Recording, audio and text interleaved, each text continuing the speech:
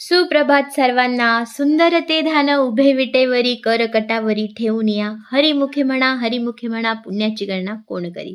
तर आज आहे कार्तिकी एकादशी. सर्वांना कार्तिकी एकादशीच्या खूप खूप शुभेच्छा.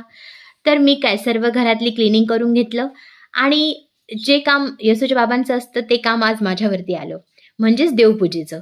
त्यांना लवकर जायचं होतं म्हणून आज योग माझ्याकडे आला. पण छान, खूप फ्रेश वाटतंय, खूप प्रसन्न वाटतंय. आणि आमच्या रुद्राला साबुदाण्याची खिचडी आवडत नाही म्हणून त्याच्यासाठी हे तळलेलं थोडंसं मीही तेच खाल्लं आणि नेहमीप्रमाणे तारक मेहता बघत बघतच आम्ही ते एन्जॉय केलं.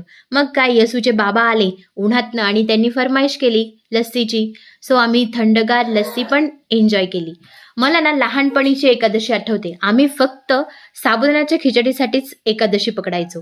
मग काय, साबुदाण्याची खिचडी, वेगवेगळे पदार्थ, तळलेले शेंगदाणे, खजूर, मग काय सगळं ताट भरून फराळ. म्हणून ते म्हण आम्हाला लागू पडते, एकादशी आणि दुप्पट खाशी. आम्ही एन्जॉय केली लस्सी आणि मग काय, आज फायनल होती, वुमेन्स क्रिकेट फायनल होती, तो एन्जॉय केलं, फराळ केलं आणि मी आजचा व्लॉग संपवते. भेटूया पुढच्या व्लॉगमध्ये. रामकृष्ण.